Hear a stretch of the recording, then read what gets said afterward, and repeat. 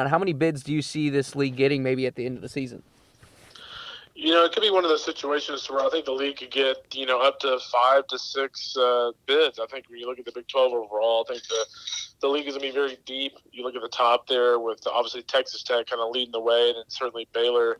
I think Baylor's going to have a huge year, and then you also talk about teams like TCU and Texas.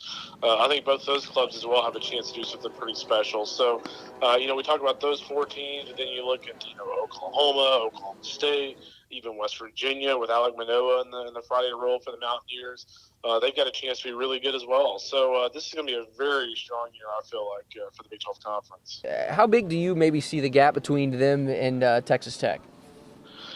I think the biggest thing when I look at Baylor and Texas Tech, I think Texas Tech just has a little bit more depth. I think when you look at Tech's offensive depth, it's pretty impressive. Then you look at their arms on the mound. I think if there's one thing you kind of pinpoint with Baylor, that might be a little bit of a concern is some of the departures they had on the back end of the bullpen, Troy Montemayor and guys like that.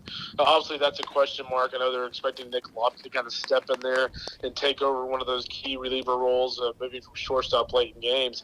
But I think just depth of the offense and depth of the pitching staff is kind of the primary difference. But, then again, when I look at Baylor, I might actually like Baylor's weaker rotation better with Cody Bradford, obviously the reigning Big 12 pitcher of the year, kind of leading the way. And then you look at Hayden Kettler and Tyler Thomas, a guy that I know Steve Rodriguez is really excited about. He has big-time stuff. I'm excited to see what he brings to the table. And for this team, obviously, so many familiar faces we've seen really Yeah. for the last 2 years now. How big is that experience that really this lineup and a lot of these pitchers have been playing for 3 years now?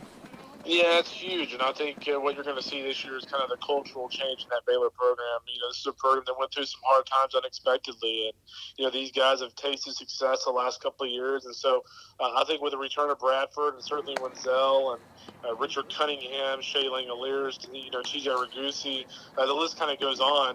This is a very experienced club, and this is one of the reasons why we had Baylor ranked in the top 15. I just think when you look at college baseball in general, if you have seniors and you have juniors just littered throughout that roster, that usually pays dividends, especially when you have some premier talents like Baylor does in that lineup. So I think it means a lot. I think there's no doubt there's some question marks with that bullpen, but I do feel like by the time that we get to middle of May, late May, I have a feeling that John Strauss, who by the way has done a terrific job as their pitching coach, I think we'll have things figured out in the back end. So right now it's a question mark. Do I expect that to still be the case in, let's say, 4 months? Probably not.